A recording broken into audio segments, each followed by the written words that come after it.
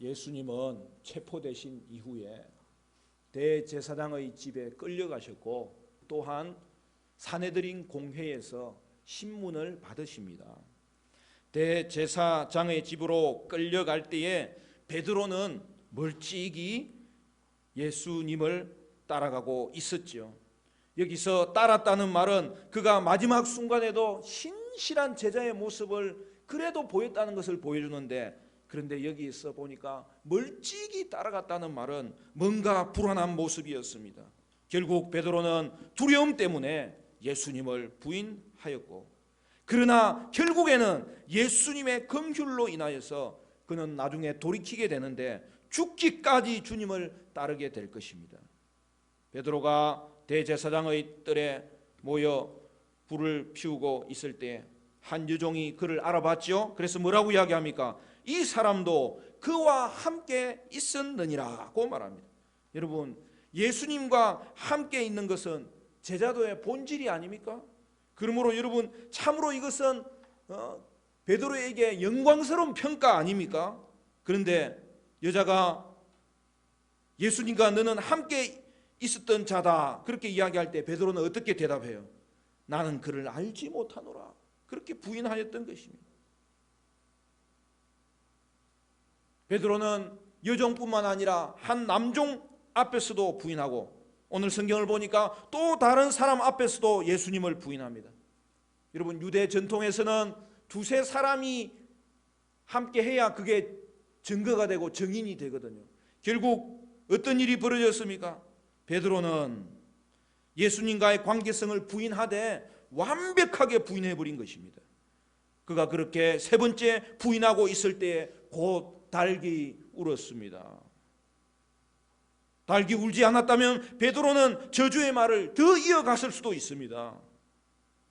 주님의 말씀보다 자신을 더 과신하고 깨어서 기도하지 않고 있었을 때에 베드로는 결국 자기의 목숨을 부지하려고 예수님을 부인하는 그런 결과를 낳았던 것이죠.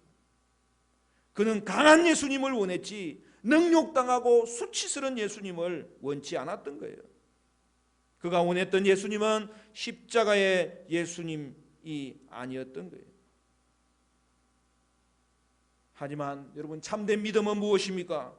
십자가의 예수님을 바라보며 그 십자가의 길을 따라가는 자인 것입니다. 사랑하는 성도 여러분, 여러분은 하나님의 말씀보다 더 똑똑한 것 아닙니까? 기도 없이도 깨어 있을 수 있다고 생각하는 것 아닙니까? 말씀을 무시하고 기도를 멀리할 때 우리도 언제든지 주님을 부인한 자리에 떨어져 버릴 수 있다는 것을 기억해야 됩니다.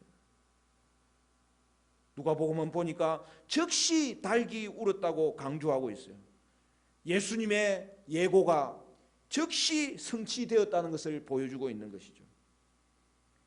바로 그때 우리 주님께서 베드로를 돌이켜 보셨습니다. 저는 이 장면을 확인할 때마다 베드로의 마음이 어떻겠을까? 그것보다도 예수님의 마음이 어떻겠을까? 그 생각이 들어요. 예수님이 베드로를 돌이켜본 동작은, 그러나 여기서부터 전환점이 일어나는데요, 베드로에게는 중대한 삶의 새로운 전환이 나타나고 있어요. 여러분, 그때 우리 예수님께서 베드로를 째려보셨을까요? 그게 아니라는 거죠. 예수님의 시선은 베드로를 향한 용서의 시선이었고 긍휼의 시선이었던 것이죠. 그 눈빛이 마주쳤을 때, 여러분, 베드로는 맨 처음 주님을 만났을 때에도 예수님께서 베드로를 향하여서 그의 걸음을 돌이키시며 베드로에게 접근했던 것을 떠올리게 하는 거죠. 예수님이 언제나 제자들을 찾아오시는 거예요. 우리가 주님께 돌이키기 전에 주님이 우리를 돌이키면서 우리에게 시선을 주셨던 거죠. 예수님을 처음 만났을 때도 베드로의 배에서 말씀 전하시기 위해 주님께서 베드로에게 돌이키고 그를 찾아왔던 거죠. 이제 예수님은 그를 돌이키기 위해서 예수님이 먼저 자신을 돌이키며 그를 쳐다본 것이죠. 예수님은 한마디도 하지 않습니다. 베드로는 한마디도 하지 못했습니다. 베드로는 예수님의 눈빛을 보고서 그가 하신 말씀이 기억이 나서 통곡하여 울었습니다. 여러분 61절 62절 우리 같이 읽어볼까요? 61절 62절 다 같이 시작. 주께서 돌이켜 베드로를 보시니 베드로가 주의 말씀 곧 오늘 닭 울기 전에 내가 3번 나를 부인하리라 하심이 생각나서 밖에 나가서 심히 통곡하니라. 예수님의 눈빛을 보는 순간 그가 예수님과 함께 있으면서 겪었던 경험과 예수님의 말씀이 떠오른 거예요. 예수님의 눈빛은 2가지 변화를 일으킨 거예요. 첫 번째는 베드로의 실존을 정확히 드러내셨어요. 예수님은 최후의 만찬에서 그가 예수님을 달 울기 전에 3번 부인하리라고 예고하셨는데 그것이 그대로 이루어지는 것을 본 것입니다. 그러면서 여러분 예수님의 초월적인 능력을 깨닫게 된 것이죠.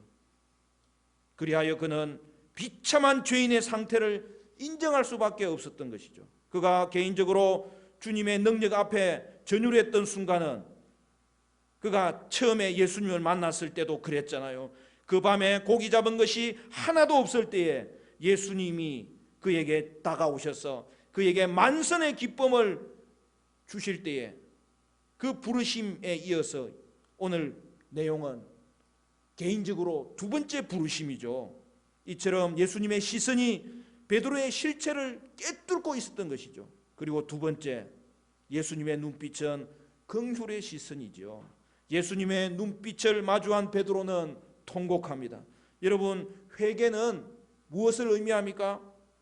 회개는 여러분 통곡한 걸 보면은 그가 진정으로 회개했다는 것을 보여주고 있고 회개는 그의 삶이 다시 한 번 더 송두리째 변화된 것을 보여주는 거죠.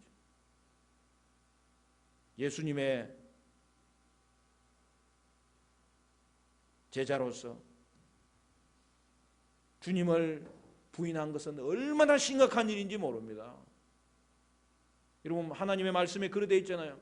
너희가 이 땅에서 나를 부인하면 하나님 앞에 쓸 때 너희가 부인을 당하리라고. 그런데 베드로는 어떻게 된 일입니까? 그가 주님을 부인했지만 그럼에도 불구하고 주님은 연약한 그를 처음부터 알고 부르셨다는 거예요. 그렇기 때문에 그의 연약함을 위해서 예수님이 기도하셨다는 거예요. 그리고 돌이킨 이후에는 형제들을 굳게 하는 사명을 다시 맡긴 거죠. 회개한 베드로는 여러분 사도행전 말씀에 어떻게 나타납니까? 그가 유대 당국자 앞에서 감옥과 죽음을 각오하고 예수님을 전하는 모습으로 등장하잖아요. 여러분 63절부터는 대제사장의 집에서 예수님께서 군인들에 의해서 얼마나 모욕당하고 폭력으로 고통당하시는지를 보여주고 있어요. 이에 대해서 예수님은 한마디도 반응하지 않으시는데 이것은 이사야 53장에 고난받는 주님의 종으로 그가 얼마나 신실하게 주님께 순종하는지를 보여주고 있는 거예요. 예수님은 고통 속에서도 이것이 대속의 길임을 알았기 때문에 이 모든 것을 저항하지 않고 순순히 수용하셨습니다. 이제 66절부터는 산헤드린 공회에 소환되고 신문 받으시는 예수님의 모습이 나타납니다. 베드로가 예수님을 부인하고 있을 때 달기 울었다는 것은 새벽이 되었다는 뜻 아닙니까? 이제 새벽에 날이 새자 백성의 장로들 곧 대제사장들과 서기관들이 예수님을 재판합니다. 공회의 첫 번째 질문은 뭐예요? 예수님의 정체에 관한 것으로 예수님이 그리스도인지를 물었습니다. 예수님은 그들에게 정체를 밝혀줘도 그들이 믿지 않을 것이라고 하면서 그럼에도 불구하고 예수님은 자신이 인자라는 사실에 대해서 정확하게 대답합니다. 인자가 뭐예요? 다니엘서 7장 말씀에 나오는 내용이고, 하나님의 권능의 우편에 앉았다는 말은 뭐예요? 이는 시편 110편에 나오는 말씀인데, 그 말씀이 예수님에게서 이루어졌다고 선언하고 있는 거예요. 인자이신 예수님은 십자가에서 처형당하지만 부활과 성천으로 하나님 보좌 우편에 앉아서 나라와 권세를 받게 될 것임을 정확하게 보여주고 있었던 것이죠. 지금 공회가 예수님을 심판하지만 진정한 재판의 권한은 인자이신 예수님에게 있다는 사실과, 따라서 이스라엘의 종교 지도자들은 하나님의 심판을 받게 될 것을 선언하고 있었던 것이죠. 거짓과 불의가 진리와 정의를 짓밟고 어둠의 권세가 모든 것을 잡은 듯하게 보이는 그 시간이지만, 주님께서는 모든 것을 주관하고 계시고 도리어 심판자는 예수 그리스도밖에 없다는 사실을 가르쳤던 것이죠. 이에 종교 지도자들은 예수님이 하나님의 아들인지 다시 묻습니다. 이것은 시편 2장 2편 6절에서 7절을 떠올리는 말씀으로 그가 하나님의 아들로서 왕인지에 대해서 질문한 것이죠. 예수님은 너희들이 나를 말하고 있다, 이렇게 표현합니다.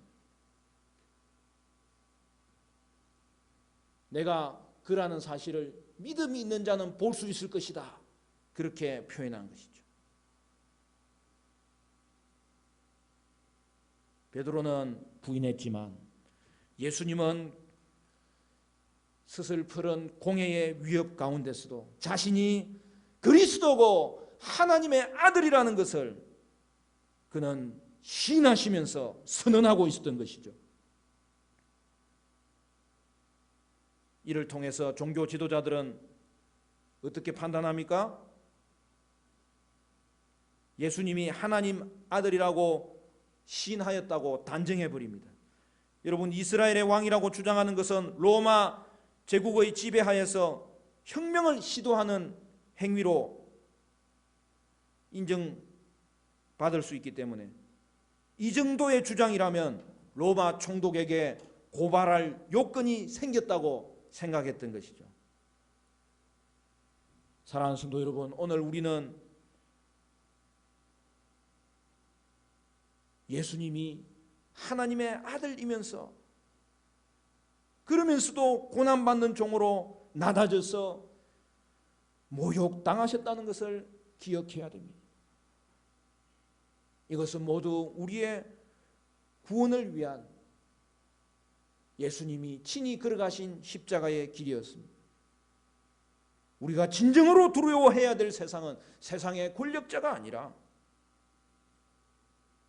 하나님 보좌 우편에서 지금도 우주를 통치하고 계시는 예수 그리스도밖에 없음을 다시 한 번 더 점검할 수 있어야 되겠습니다. 우리가 참으로 의지할 대상, 오늘도 우리에게 긍휼과 용서의 시선을 비춰주시는 그 주님을 바라보면서 오늘도 우리는 주님을 의지할 때에 주님이 내 인생 책임져 주실 것이다, 다시 한 번 더 믿음으로 회복하는 시간이 되어야 되겠습니다. 말씀을 맺겠습니다. 사랑하는 성도 여러분, 우리를 향한, 그래서 우리를 돌이켜 보시며 우리에게 용서와 긍휼의 시선을 주고 계시는 그 주님께 오늘 이 새벽에도 눈맞춤으로 여러분을 향한 혹독한 비난과 가혹한 질책에서는 눈을 돌리시기를 바라고, 오직 우리 예수님, 자비로운 주님을 바라볼 수 있어서 여러분이 고난주간 주님 앞에 기도하는 자리가 또 다른 회복의 시작이 될 수 있는 복된 은혜가 있으시기를 주님의 이름으로 간절히 축원합니다. 기도하겠습니다. 하나님 아버지, 주님은 나의 연약함을 이미 알고 부르셨기 때문에 오늘 우리가 주님을 다시 바라볼 때마다 그 주님의 눈빛은 우리를 향한 사랑의 눈빛이고 용서의 눈빛이고 긍휼의 눈빛이었어. 그 눈빛을 마주할 때마다 다시 일어설 마음을 먹게 하셨고, 오늘 고난 주간도 다시 한 번 더 주님을 바라봄으로 말미암아 하나님, 우리의 모든 삶의 주관자는 주님이시오, 주님은 우리의 구원자가 되심을 다시 한 번 더 확인함으로 말미암아 회개하는 복된 자리, 회복되는 은혜의 자리가 되도록 주님 축복하여 주시옵소서. 심판하시는 분은 예수밖에 없음을 기억하고 오늘도 십자가의 은혜를 감사하며 주님 앞에서 신실하게 제자의 길을 걸어가는 우리 모든 성도들 되게 하여 주시옵소서. 주께 영광 돌립니다. 개인적으로 기도하는 제목들은 하나님이 이미 다 아심을 믿습니다. 부르짖어 기도할 때에 하늘 문을 여시고 오늘도 우리를 도우시는 그 주님의 손길로 인하여서 일어서게 하여 주시옵소서. 예수님 이름으로 기도하옵나이다. 아멘.